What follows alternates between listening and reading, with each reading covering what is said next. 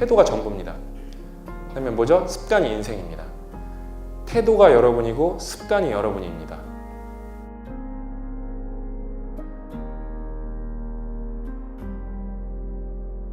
자신의 삶을 주도하라. 주도하라. 죽음의 수용소라는 책의 내용을 인용해요. 자극과 반응 사이에는 선택할 수 있는 자유가 있다라고 합니다. 그래서 책 내용을 보면은 우리가 살아가면서 유전적 결정론, 환경 결정론에 너무 매몰되는 경우가 있다. 예. 뭐냐면 부모 탓, 나라 탓, 나라 탓, 예. 사회 탓. 제가 뭐라고 지구 탓, 그렇죠. 우주 탓. 예, 그렇죠. 제가 한번 읽어볼게요. 뭐라고 하냐면 어떤 이는 날씨가 무더워지면 때로는 가까운 지인들에게 말도 안 되는 짜증을 낸다. 내가 공부를 못하는 것은 친구들 탓이라고 생각한다. 또 내가 지금 이렇게 감정 기복이 심하고 때로는 우울한 이유는 부모님의 사랑이 부족해서 생각한다. 이번 프로젝트가 실패한 이유는 김대리 때문이라 생각한다. 이번 주 매출이 부진한 이유는 직원 때문이라 생각한다. 직원은 사장 때문이라 생각한다. 내가 취직을 못하는 이유는 정치가 개판이기 때문이라 생각한다. 예, 일견 그럴 수도 있겠죠. 예. 그러나 우리가 이 문제를 해결하기 위해서 이렇게 생각한다면 아무것도 해결되지 못하는 안 거죠. 되죠. 그리고 자극과 반응 사이에는 선택할 수 자유가 있다는 거잖아요.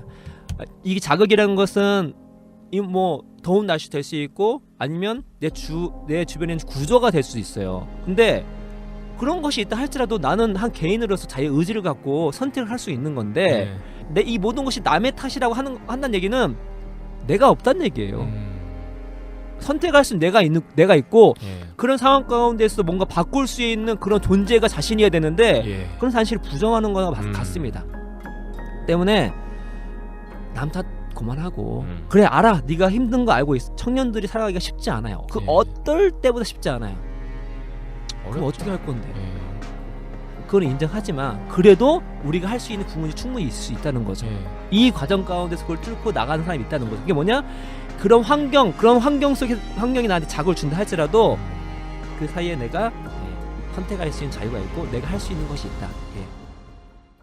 콜센터. 콜센터. 어떤 콜센터였냐면 대학교 기부금. 기부금을 받는 콜센터에서 이제 일하시는 분들인데 그분들은 이제 전화를 해서 기부금을 받아야 되기 때문에 이제 당연히 힘들어요. 왜냐면 거절을 많이 받기 때문에. 왜냐면 계속 실패하다 보니까 그걸 못 견디면 심리적으로 탈진이 일어나고 그렇기 때문에 이제 무기력에 빠지는 것입니다.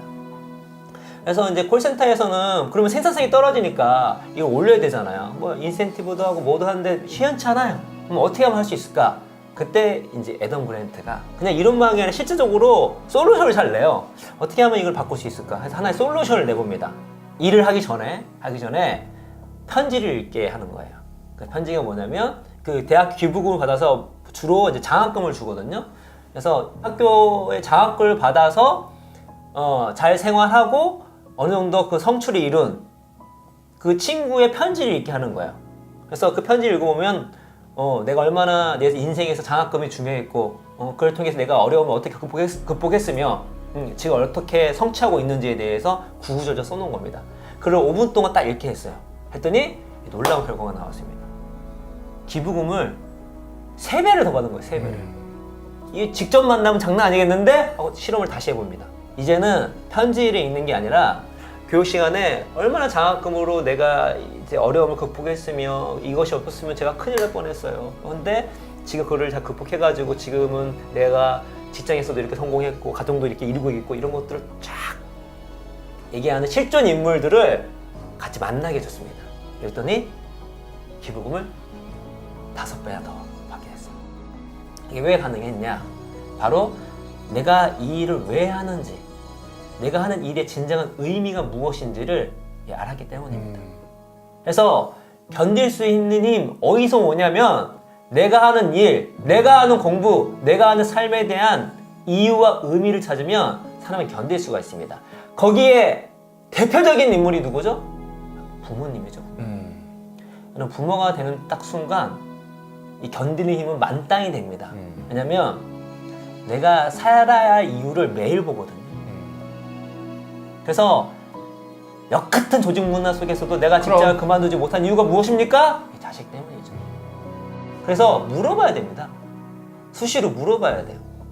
내가 이 일을 왜 하고 있는지. 왜냐면 그 의미는 되게 추상적인 것일 수 있기 때문에 눈에 보이지가 않습니다. 근데 업무는 눈에 보이는 거야. 지금 당장 이거 해야 돼.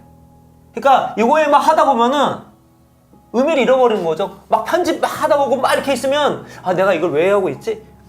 다시 말해서 우리가 하는 일에 대해서 우리 삶의 인생에 대해서 공부에 대해서 왜 일하는지를 알게 된다면 정말 우리가 무기력에 빠졌을 때 그 무기력을 극복할 수 있고 심리적 탈진에 빠졌을 때 그걸 극복할 수가 있고 견딜 수 없는 순간조차도 견딜 수 있는 힘이 생긴다는 것이죠.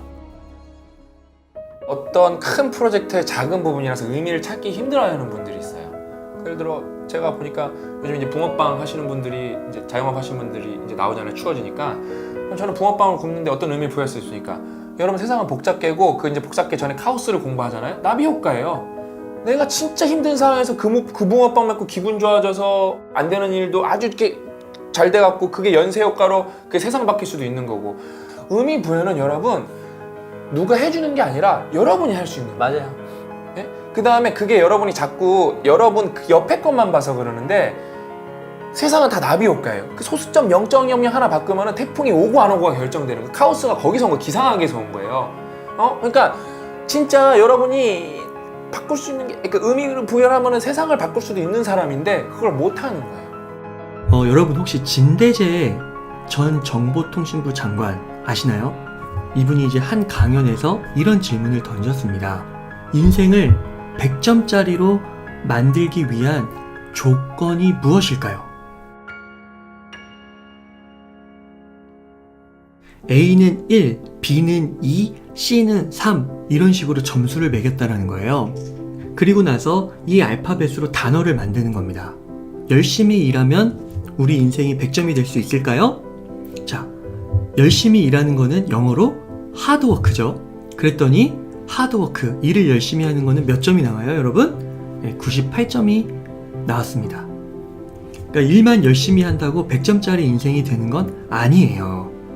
자, 그러면 지식이 많다고 하면 인생이 100점이 될까요? 지식은 영어로 knowledge죠. 96점이 나오는 겁니다. 도대체 100점이 뭘까? 네, 그 정답이 뭐였냐면 attitude, 즉 태도였다라는 것입니다. 그러니까 인생은 마음먹기에 따라 100점짜리가 될 수 있다는 거예요. 태도가 전부입니다. 그다음에 뭐죠? 습관이 인생입니다. 태도가 여러분이고 습관이 여러분입니다. 그러니까 여러분이 뭘 만들어 내가 어떤 사람이 될 건가 그걸 고민하고 계신다면은 나는 어떤 태도를 갖고 있고 어떤 습관을 갖고 있는지 그걸 되돌아보시면 됩니다.